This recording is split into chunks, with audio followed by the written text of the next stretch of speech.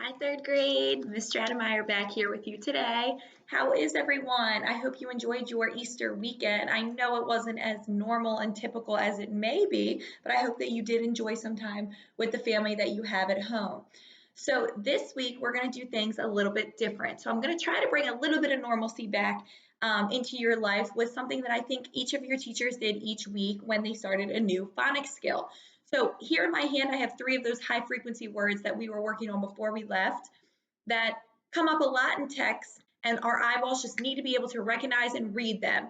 And something that's important to do is to be able to spell them too, because sometimes our eyeballs can see them, recognize them, and read them, but then sometimes when we go to write, we can't remember how to spell them. So we do some fun things to try and get them in our mind.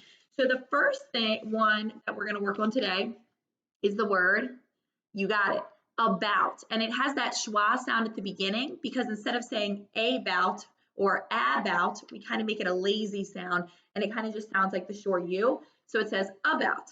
Okay, so what we're going to do, first we're just going to read these words. So go ahead and spell it for me. A-B-O-U-T, about. One more time. A-B-O-U-T, about. And something that I like to do to kind of help me to get it in my mind is to make it like a beat. So if we said A-B-O-U-T, about, go. A-B-O-U-T, about. And you could do that with any type of beat. So this week you could work on it with whatever type of beat. You could even do that new Drake song that I know everybody's doing the left foot, right foot dance to. I would do that, but you guys would all be laughing at me at home. Okay, so the next word I want to do is the word better. So same thing, spell read, B-E-T-T-E-R, better. One more time, B-E-T-T-E-R, better. And I bet because you see this consonant, vowel, consonant, and a double letter here, you know where you would split that if you were looking at syllables too, because I know you worked on that too. All right, so for the word better, what we're going to do is some jumping jacks just to get our minds and bodies moving. Are you ready? Better. B-E-T-T-E-R,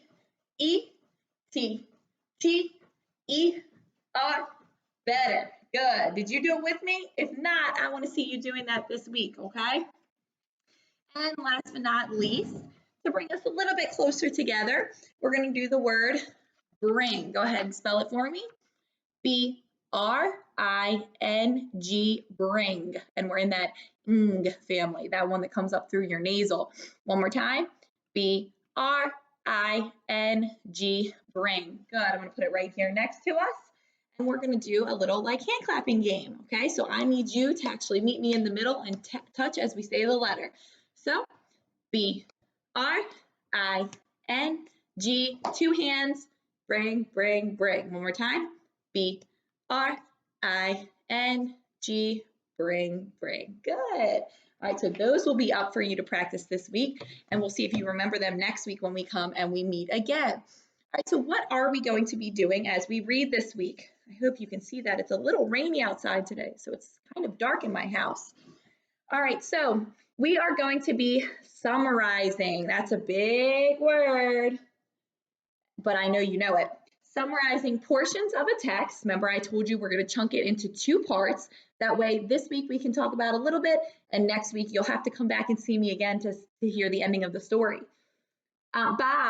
So how are we going to do it? We're going to identify important details. Okay, so not the most interesting details, because sometimes those stick out to us too, but the ones that really tell us the plot of the story. So the important details. And why do we do these types of reading strategies? Because we want to better understand what we read. Good, you've got it. So what are we doing? We're going to be summarizing. Okay, so we want to pick out those important facts to put them in order to kind of tell the main parts of the story. All right, so today I'm going to read you a fiction story by one of my favorite, she might be my favorite author, Eve Bunting, and this book is called Train to Somewhere. And I know that this is going to be a fiction story because I see that there's this beautiful illustration, and I know that this author is probably going to be telling me something that's going to keep me interested, and that might be something that could happen in real life, but it might not be real. So as we read, we're going to take that larger genre of fiction and we're going to try and narrow it down to what type of fiction. And I bet with between the first couple pages, you will all be able to tell me what that specific genre is going to be. So let me slide this over and we are going to get started. So I'm already wondering who's going where and what train and what is somewhere. Where is that? Where are they going? If I use my background knowledge from the unit we were working on before we left school, I'm thinking maybe they were somewhere in the east and they were traveling westward, but I am not sure. So let's see if I can get this nice introduction. From the mid-1850s till the late 1920s, an estimated 100,000 homeless children were sent by train from New York City to small towns and farms in the Midwest. Charles Loring Brace of the Children's Aid Society hoped to place them with caring families. Some of the children did well, some did not. Some exchanged one kind of misery for another. Some found security and even love. This is the story of 14 orphan children going west, dreaming of a better life. The orphan train itself is real. The route it takes and the place names are fictional. The town of somewhere exists only on the map of the author's imagination. Okay, so I already kind of figured out this genre, and I hope you did too. The story, it says the route and the place names are fictional, but the story of the orphans going west is true.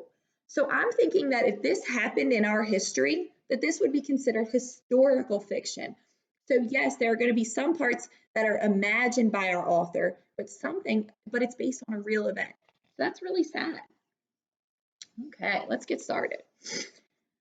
This is our train, Marianne, Miss Randolph says, and Nora clutches at my hand. A conductor comes along from the platform. Are these the orphans, ma'am? He asks.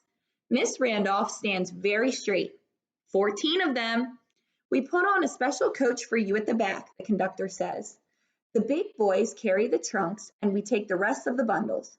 Miss Randolph brings the emergency bag. This past week, I watched her pack it with washcloths, medicine, and larkspur in case there are some stowaway fleas. Larkspur, excuse me. None of us from St. Christopher's has any, of course, but those from the other homes and from the streets might. Going for a placing out, are you? The conductor asks Nora. My, you look nice. Thank you, Nora says. She's only 5, but at St. Christopher's they teach us manners early. Good luck, he says to me. I hear there are still a lot of people in the New West wanting children to adopt. Yes, indeed, Miss Randolph says. We're not seeing as many going this year as last, though, the conductor adds. 1877 was a peak year for orphans. We go aboard. So imagine how much they want a new life with some parents. The train seats are hard. I let Nora sit by the window. We can see ourselves reflected in its dirty glass. She's wearing her new blue coat with the shiny buttons. Her hair twirls in bright ringlets under her bonnet. I can see my own long, thin face. I'm not pretty. I know Nora will be one of the first ones taken. Marianne, she's got my hand again. Will they believe we're sisters? We don't look a bit alike. I couldn't bear it if they split us up. Let's not go if... Shh, I whisper. But Miss Randolph has heard. What's this? She asks. It won't work pretending to be sisters. Her voice softens. Girls, listen. Most of the people will only want one child. Don't spoil it for each other. It's all right, I tell myself. I slide my fingers into my pocket and touch the softness of the feather. She'll be there. She'll want me. So I already kind of have that first introduction. So I know she's the main character. I know she's an orphan, and it's very sad she wants to stay with her best friend, but think about the people who are adopting them. They probably only want to take one child. And if it's the early West, maybe they can only afford one child. So it's very sad. The train's moving. We're gliding fast and smooth past freight yards, past tenements with washing strung on lines, past warehouses. Then we're in the country, and there are trees with apples hanging on them. I knew this was the way apples grew, but I'd never seen such a thing before. Miss Randolph has me and another big girl, Jean, hold up a blanket to separate the boys from the girls. She opens one of the trunks and gives us our old clothes. We are to change. We don't want you looking messy at the first stop, she says. She holds the blanket for Jean and me. We fold our new clothes and put them back into the trunks. After a while, we make sandwiches from the loaves and fillings Miss Randolph has brought, and we have thick milk out of a can. When it gets dark, we sleep, sitting up, leaning against one another. The wheels mumble all night long. Clickety-clack, clickety-clee. I'm coming, Mama, wait for me. Clickety-clack, clickety-clee. I'm coming, Mama, wait for me. That has me thinking. At Chicago, we carry everything out and change trains. Then we're on our way again.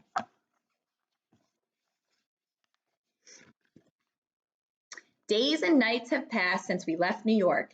Now there's nothing to see outside but grass everywhere, rolling into the distance. The Great Plains, Miss Randolph tells us. She shows us in the atlas she's bought. Miss Randolph has made this trip with other orphans, other times. She says that now we should change back into our new clothes. Not long after, we hear a call. Porterville, Illinois. This is our first stop. The town of somewhere, Iowa, will be our very last stop. A crowd is waiting on the little platform. Poor blimey, Zachary Cummings breathes when he sees so many people. Zachary came to New York in a boat from Liverpool, England, with his father, and then his father left him.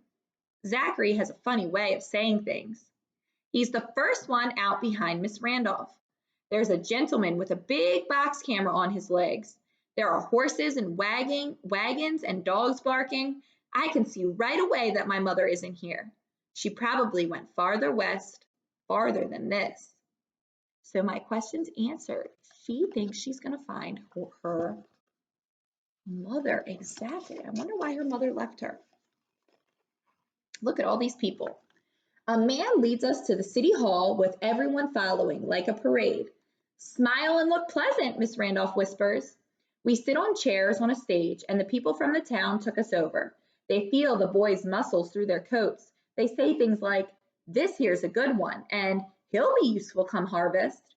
Zachary is taken right away along with two other big boys. Cheerio, mates, he calls out to us. Mavis Perkins is chosen by a little scrawny woman. Mavis is tall and a bit heavy. She has a round face and the sweetest dimples. Dorothea, the little woman calls out to another woman, just as scrawny as her. Look at that one. She'll be a big help to me in the house. You should get one for your place. Mavis is a dear girl, Miss Randolph says as she signs the agreement papers. Be good to hear. She has her lips pressed tightly together. There'll be an agent coming round to make sure the children are all right. So you think I won't treat her well? Is that what you're saying, Mrs.? The woman glares at Miss Randolph. Do you want me to give her back? Miss Randolph doesn't say anything. She hands over the papers and the scrawny woman leads Mavis away. That's what I would be afraid of, them not being taken care of.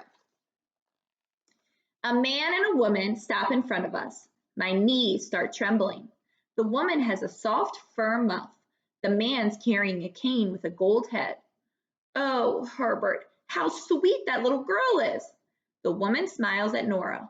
Can we take her, Herbert? Can we? This is my sister, Nora whispers, tugging at my hand. Please, please, if you take me, can you take her too? Oh, dear, the woman looked at Miss Randolph. We couldn't possibly. We only want one little girl. Of course. They're not sisters, they're just friends. Miss Randolph says quickly. Now stand up, Nora. You help her, Marianne. I have to pry Nora's fingers from mine. The woman bends down. Do you know what's waiting for you in our carriage? A puppy, just for you. I don't want a puppy. I want Marianne, Nora cries. Miss Randolph and the couple sign the agreement papers, and then they take her. Nora's still crying and looking back. I'm sniffling too. But it's better if I'm not taken. I have to stay free from my mother. She told me she'd come for me. She kneeled in front of me on the steps of St. Christopher's the day she left me there. She was working in Jarrison's chicken factory at the time, and there was a white feather caught in her hair. I lifted it off and held it against my cheek. I'm going west to make a new life for us, she said. Then I'll come for you. When, Mama? When? The feather struck against the tears that ran down my face. Before Christmas, she said. I've waited through so many Christmases, but now I'm going west too. Now we know what she wanted. 9 of us are left to get back on the train. Mrs. Randolph says we're to keep on our good clothes. We'll be getting off here again soon. At Kilburn, we are walked to a hardware store to stand in line. I expect they took all the biggest boys in Porterville, one man says, but still, Eddie Hart's, who's only 7, is taken. There's a boy who can stand on his hands and pretend to pull buttons out of people's ears. He makes the crowd laugh, and he gets taken too. As soon as the train has loaded on wood and fresh water, the rest of us get back aboard. Miss Randolph wipes her eyes. Anything's better than being on the streets of New York, she says. A lot of you will do just fine. We weren't on the streets, Susan Ayers says. Susan's only 5, same as Nora, but she's sassy and not sweet. She was at St. Christopher's too. Well, we couldn't keep you all forever. Miss Randolph blows her nose on her white handkerchief. We have to make room. There are other orphans in need too. Susan makes a face.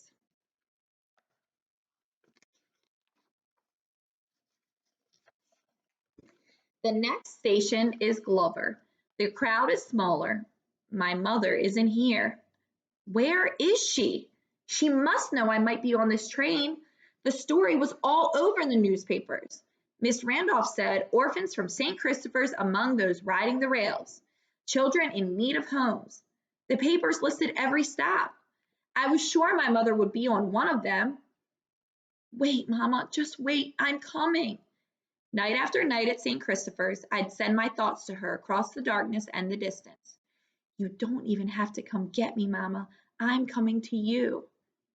But where is she? Okay, we are going to stop there for today because you have a job to do between now and next week. So remember that our learning goal was to summarize.